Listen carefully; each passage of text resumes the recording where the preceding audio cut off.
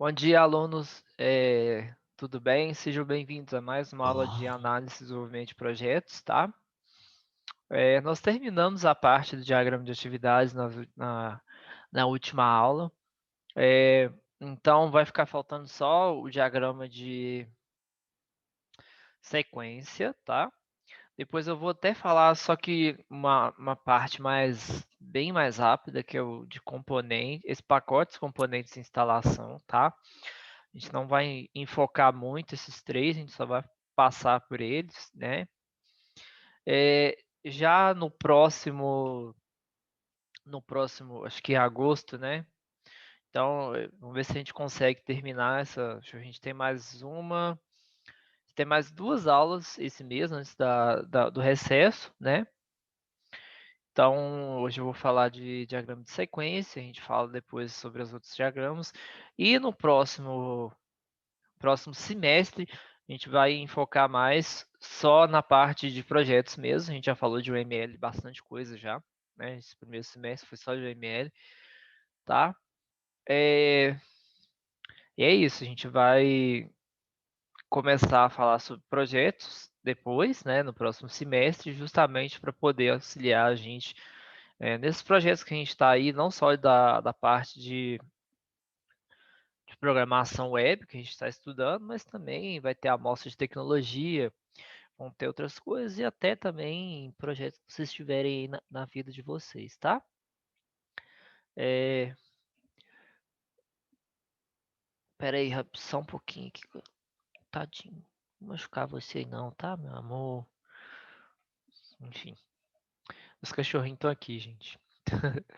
É, então, vou começar falando sobre o diagrama de sequência, tá? Tá aqui. Acho que é um capítulo bem pequeno mesmo. Na verdade, o diagrama de sequência é um dos mais fáceis que tem. É basicamente mostrar a sequência de conversa de um objeto com outro no sistema, tá? Então a gente viu, por exemplo, agora na aula de programação web, como é que funcionam os objetos, né, das classes. E no diagrama de sequência a gente vai definir como que esses objetos dialogam entre si, tá? Isso aqui eu vou dar uma pulada.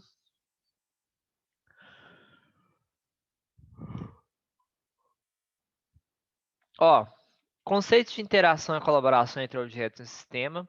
E para introduzir uma forma de especificação dessa interação, a gente explora uma comparação de pessoas em escritório e objetos no sistema. Então, aqui a tabela 9.1 mostra essa relação, né? Então, a gente tem aqui indivíduos especializados, objetos, nome de indivíduo, profissões, identificador de objeto, troca de informações, chamadas de funções, processo de negócio, rotinas, programas, alocação de um profissional de profissão específica em uma tarefa. Instanciação, criação de objeto, tá? Isso aqui é meio que para contextualizar mesmo como é que a gente faz essa diferenciação de coisas que acontecem no cotidiano, né? Com a implementação disso para a tecnologia, tá? Deixa eu ver aqui. Olha, o diagrama de sequência, ele vai permitir especificar colaborações, escrever sequência de mensagens passadas de objeto, objeto a objeto necessário para a realização de determinado procedimento, seja um processo de negócio ou simplesmente uma funcionalidade do sistema, tá? É, Juntamente com os diagramas de comunicação e de visão geral da interação, tá? Isso aqui a gente chama. Os diagramas de sequência compõem um subconjunto importante nos diagramas da OML, genericamente chamados diagramas de interação, por enfatizarem a interação eh, entre objetos, tá? Os diagramas de sequência e os diagramas de comunicação, eles expressam basicamente a mesma informação, porém eles mostram de forma diferente, tá? Diagramas de sequência são melhores que diagramas de comunicação na apresentação de responsabilidade de cada objeto, especialmente quando o aspecto na ordem temporal é relevante. Aí aqui a gente já viu, né, figura Tá, acho que eu vou dar uma pulada. Bom, vamos falar um pouquinho sobre a notação, tá? A gente tem aqui isso aqui é chamado de linha do tempo, né? Ou, no caso, mostra como é que funciona a vida de cada objeto. Aqui a gente tem vários objetos, né? Aqui a gente tem as mensagens trocadas. Isso aqui é um diagrama de sequência, isso aqui provavelmente é um diagrama de comunicação, tá? Na verdade, diagrama de sequência A e de comunicação B, é isso mesmo. Ah, não se preocupe, portanto, desenvolver ambos os diagramas para uma situação no sistema, tá? O diagrama de sequência tem grande importância na fase do projeto de sistemas computacionais, porque eles são usados para atribuir responsabilidade aos objetos do sistema, né? E para descoberta de operações de classe, inclusive detalhes dos parâmetros dessas operações. Em outras palavras, diagramas de sequência servem para descrever como grupos de objetos colaboram em algum comportamento do sistema, representando seu funcionamento, ou seja, sua programação, tá? Esses dois, né, os demais diagramas de interação são a principal ponte entre a análise e a implementação do sistema, sendo por isso usados principalmente na fase de projeto, tá? Né? Fazendo aqui uma ponte com a disciplina que a gente está estudando, tá? Dispondo de uma boa ferramenta case, né, que é o que a gente está usando, na verdade, é o visual, né, paradigma, podemos gerar código automaticamente. Isso aí ele não vai fazer, não. Isso aí a gente vai fazer. A gente nem vai codificar, na verdade. Isso aqui a gente está fazendo para dar suporte a outras disciplinas, por exemplo, programação web ah, e linguagem de programação, tá? Porque tem algumas ferramentas, geralmente ferramentas pagas, que a gente faz a análise, essa parte de análise, e ele automaticamente gera um código, tá? O único problema é que às vezes ele vem uns códigos assim, bem. A gente fala que é código sujo, ou seja, ele coloca um monte de função, às vezes necessária, tá? Mas é uma coisa assim, interessante porque você faz a parte da análise do sistema, desenha como o funcionamento deles teria que ser e ele gera o código automaticamente, né? E também ele gera uma base para fazer a engenharia reversa. O que é engenharia reversa? A partir do código, você fazer a parte da análise, tá? E por que a gente faz isso? Vamos supor que a gente está numa empresa que presta serviço para é uma empresa que presta serviço de tecnologia para outra.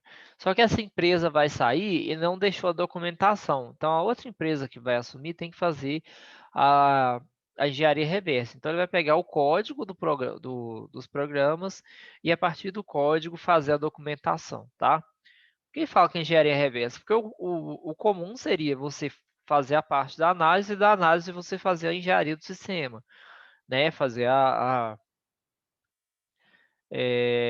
codificação, tá?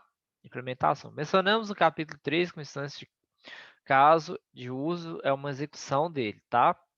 Então, instâncias diferentes de um mesmo caso de uso podem produzir resultados distintos. Aí vai depender do contexto de cada um e das ações que podem ser distintas de seus atores. Ator, como a gente já falou, é todo aquele que vai interagir com o sistema e, né, vai fazer alguma ação nele e assim por diante. Como a gente já viu, pode ser uma pessoa ou pode ser um outro sistema, tá? Tudo que vai interagir com o sistema a gente considera como ator. Cada instância executada trilha possivelmente um caminho diferente, né? Desde o início do caso de uso até os possíveis finais dele. Cada um desses caminhos diferentes caracteriza um cenário. Como ilustração, imagine o caso de uso sacar dinheiro no caixa eletrônico, tá? Ao início, na maioria dos bancos, o processo começa com a passagem do cartão do cliente da máquina. E a gente tem vários possíveis fins. Por exemplo, o cliente tem dinheiro e saca o que quer. O cliente não tem dinheiro, mas pode usar o limite de cheque especial, saca o que quer. O cliente não tem dinheiro todo e saca o que pode. O cliente não tem nada em conta, não tem cheque especial e não saca. o cliente tem o dinheiro em conta, mas não saca, que é porque já passou as 22 horas, ou simplesmente o cliente simplesmente foi verificar o saldo. Sei lá, tem várias coisas que a gente traça cenários do que o usuário pode fazer no sistema, ele pode interagir, tá? Então, quando uma pessoa vai fazer uma programação do sistema, ele tem que testar tudo o que ele pode fazer. Tendo isso em mente, a gente consegue pensar no que programar, né? Na verdade, a gente vai fazer a parte da análise, né? A programação a gente vai ver de acordo com o que foi especificado, tá?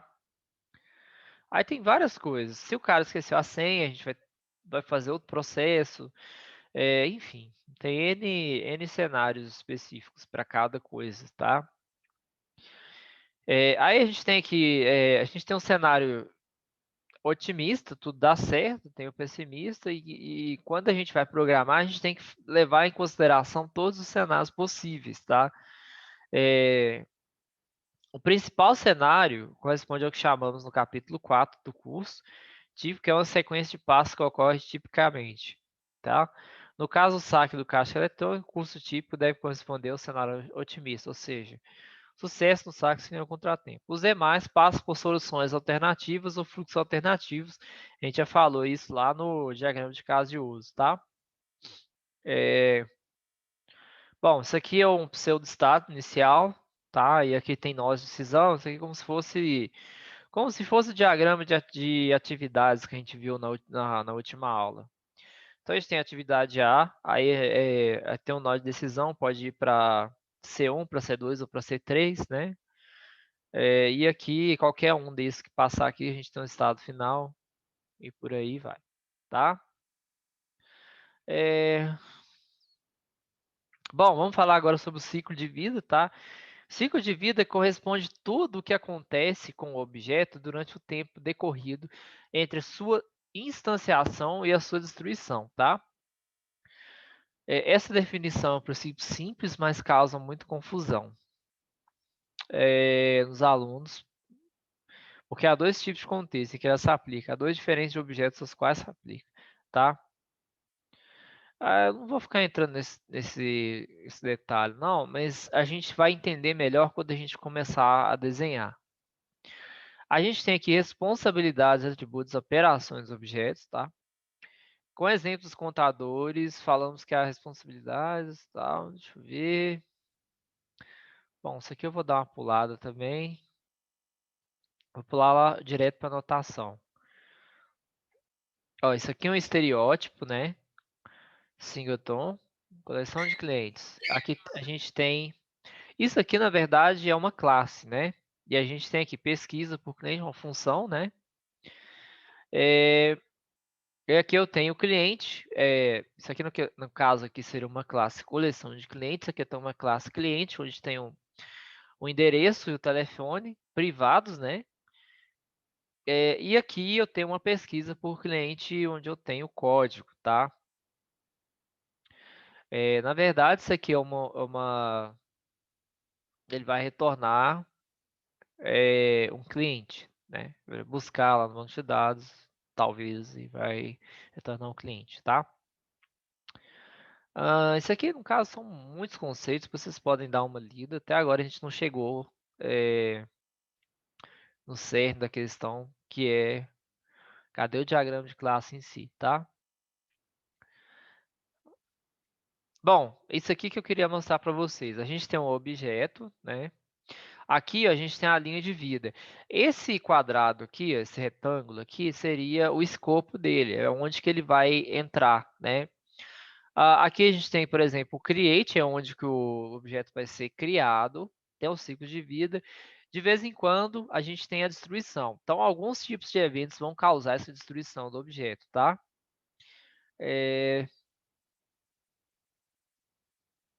Beleza. Daqui foi só teórico mesmo, né? Não mostrou nada do diagrama de sequência em si. Aqui, ó. Mensagens, tá?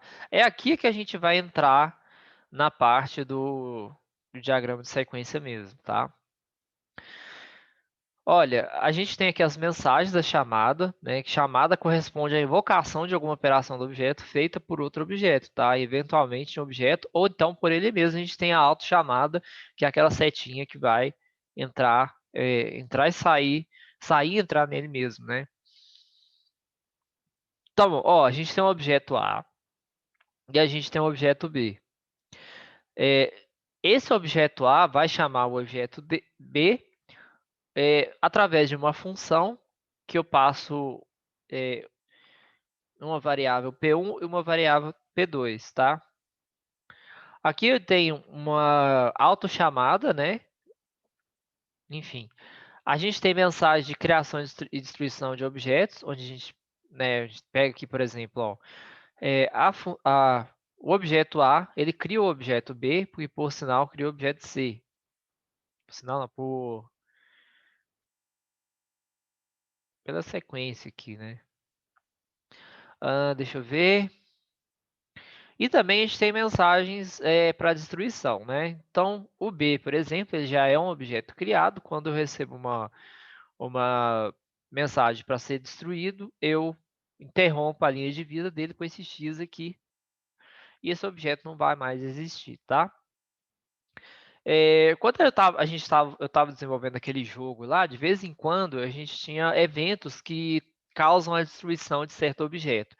Por exemplo, eu tinha um objeto da classe bala, né? Então, quando eu jogava uma bala no inimigo, ou essa bala colidia com a parede ou colidia com o inimigo, eu destruía esse objeto, porque eu tenho que ter um evento que vai verificar se ele vai causar, se ele está colidindo com alguma coisa. Depois que ele colide, eu destruo o objeto e ele some da tela, tá? Isso é um exemplo que a gente pode dar de destruição de objetos, tá? Quando eu tiro ele da memória, ele não existe mais. A gente tem mensagem de retorno, quando a gente manda alguma coisa para um objeto e ele retorna. Então, eu tenho aqui, por exemplo, ó, aqui eu não tenho omissão das mensagens de retorno da caixa sem prejuízo de especificidade e precisão, tá?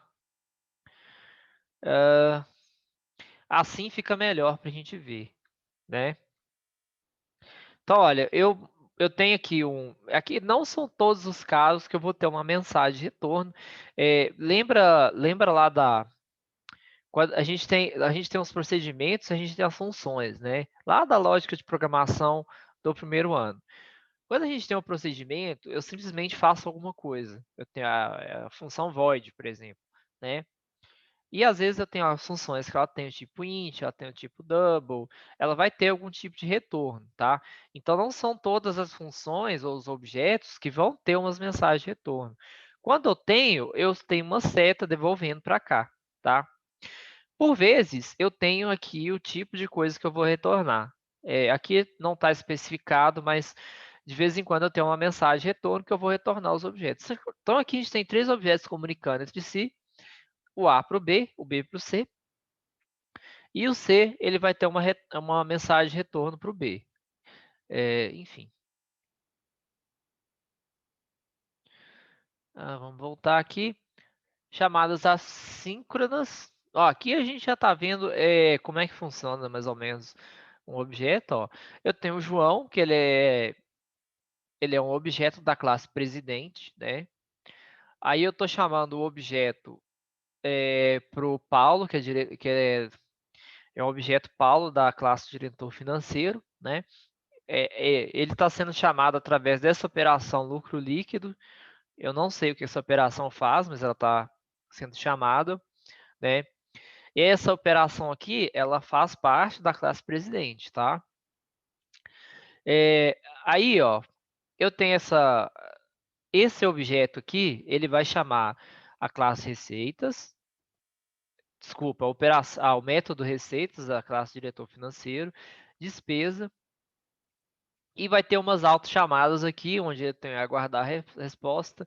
E esse lucro líquido aqui, provavelmente eu teria que ter um retorno aqui para o presidente, não está exibido aqui, mas talvez seria melhor, né, colocar a mensagem de retorno aqui, porque você está chamando, provavelmente é porque tem que ter ele está esperando uma resposta, tá? Nas chamadas assíncronas, o objeto que não aguarda o término do processamento da mensagem pelo objeto pode fazer outra chamada a outro objeto, eventualmente assim próprio. Em outras palavras, o controle é mantido pelo objeto chamador, mas é passado também ao objeto chamado. Isso dá origem a outro fio de execução, que é uma thread, né? Então, gente, uma thread são são processos que são executados ao mesmo tempo, tá? O que é uma chamada síncrona ou uma chamada assíncrona? É, uma chamada síncrona, eu vou fazendo tudo, eu espero uma chamada terminar para iniciar outra. Essa aqui é uma chamada assíncrona porque eu recebo a mensagem e aqui eu tenho várias chamadas ao mesmo tempo, tá? Então, são mensagens que são executadas em tempos diferentes, né? São mensagens paralelas, concorrentes e tudo mais, tá? Parâmetros, as mensagens que um objeto passa a outro são, em geral, chamadas que ele faz operações públicas, né? Tipo de retorno, tal. Enfim, que eu vou dar uma pulada aqui, vou dar uma acelerada, porque falta só 10 minutos, mas enfim. Aqui a gente tem loops, opcional. Depois vocês podem dar uma olhada aqui direito, tá? Isso aqui provavelmente eu não vou ficar cobrando também, que são coisas que são usadas muito raramente, mas a gente tem um if else aqui. Objetos controladores, objetos de interface, isso aqui eu vou pular. Enfim, vamos pegar um exercício aqui para ver, vamos ver se dá tempo de fazer.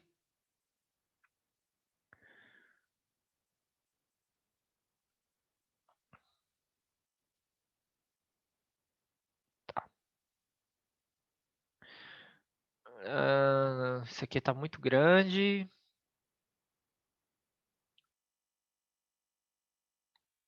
Tá. Deixa eu ver se eu consigo fazer pelo menos uma parte disso aqui. Então, ó, deixa eu ver se tem uma mensagem no chat aqui.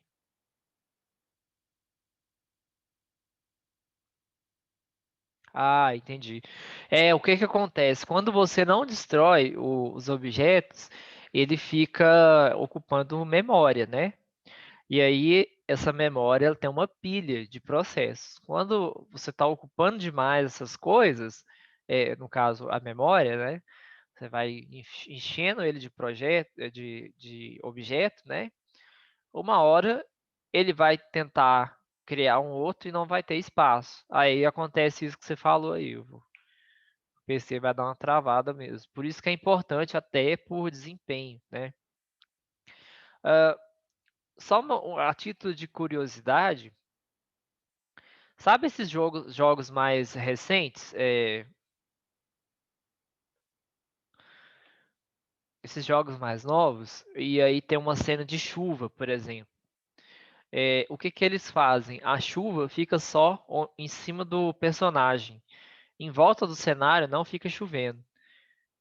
Então, para dar a impressão que tá chovendo pra caramba, assim, você pega o personagem que você está controlando, pode ser tanto em primeira ou terceira pessoa, e em volta dele tem a chuva, tá? E aí eles colocam alguns efeitos de objetos molhados e tudo mais. Então você vai andando, a chuva anda junto com o seu personagem. Isso até para poder otimizar, né, o cenário. Se fosse colocar, dependendo do mapa, ia ficar muito grande, ia travar, porque você ia ter que ocupar mais recursos, né? Ia precisar de mais recursos do computador, console, ou qualquer coisa. E talvez não ficaria o mesmo efeito, porque ia ficar muito espaçado as gotas, né? Então, é uma estratégia que eles fazem. Legal, né? Eu vi isso outro dia num vídeo. Pois é. Você então o personagem ele fica aqui, em volta dele assim, fica dando efeito de chuva. Só onde ele tá, entendeu? Vou pegar aqui o diagrams.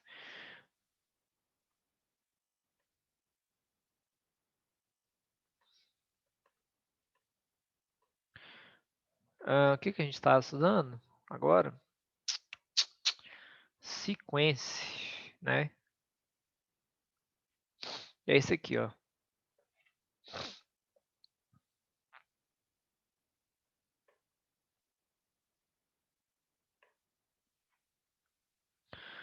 Sequence diagram. Então, olha,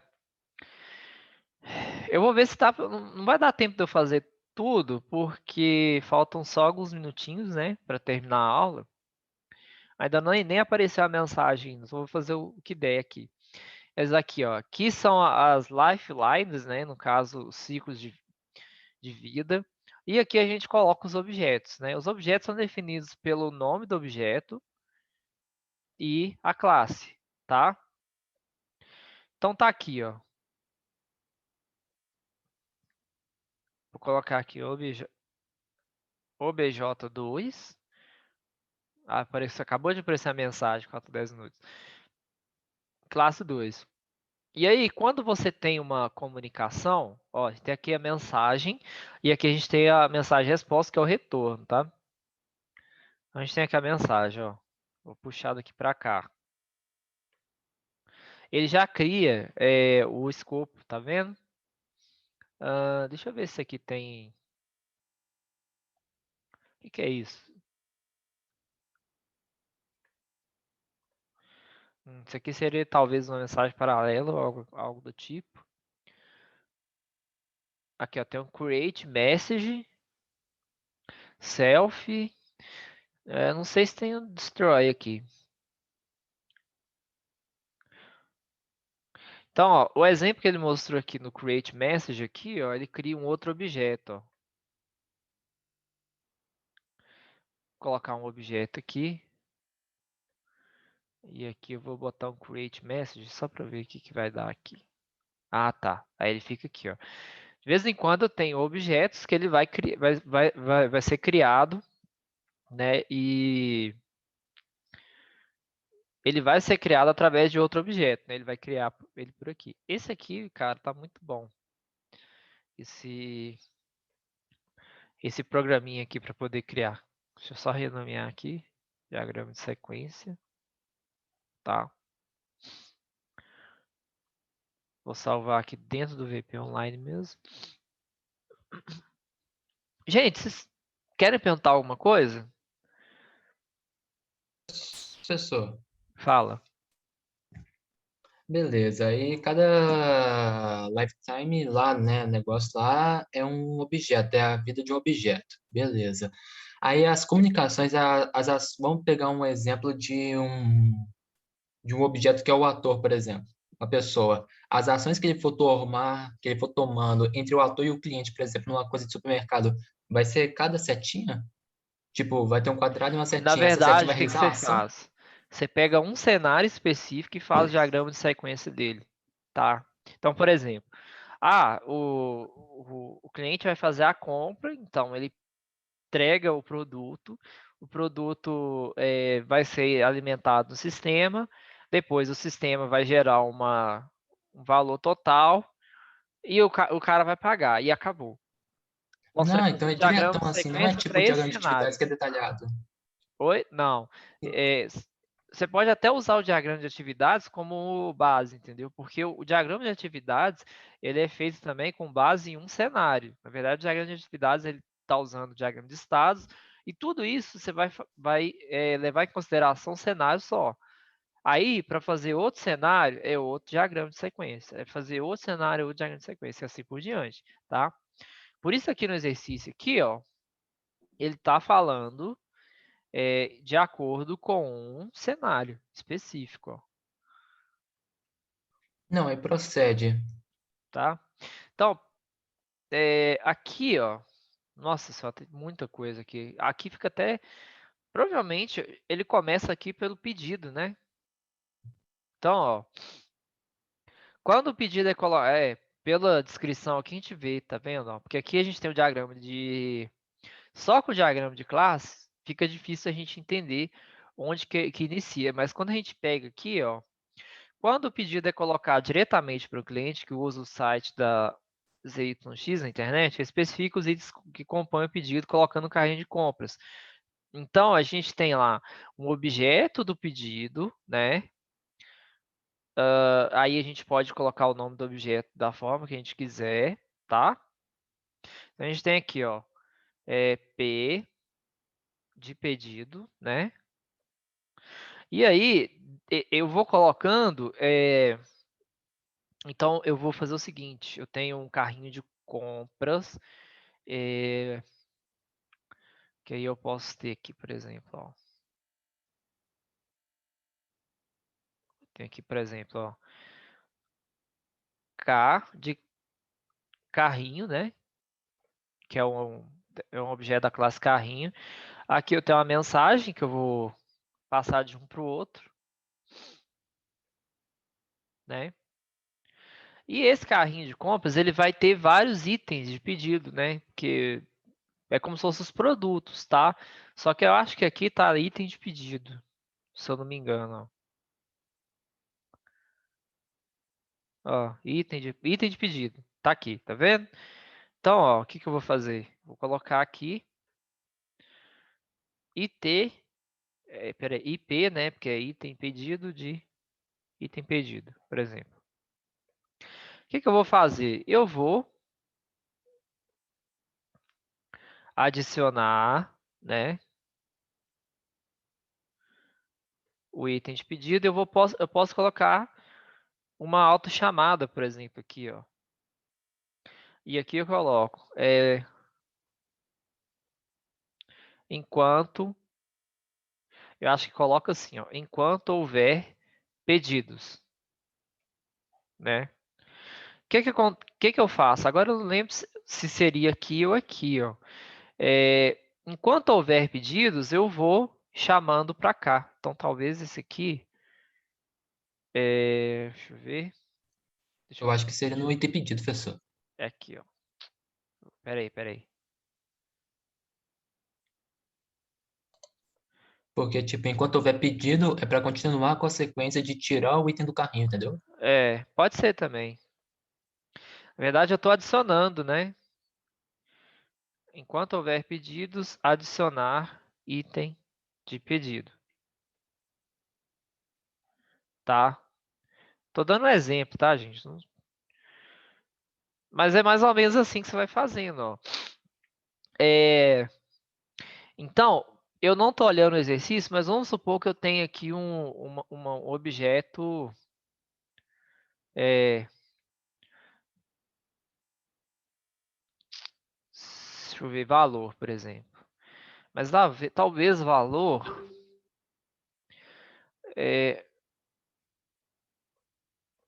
poderia ser da classe carrinho, né?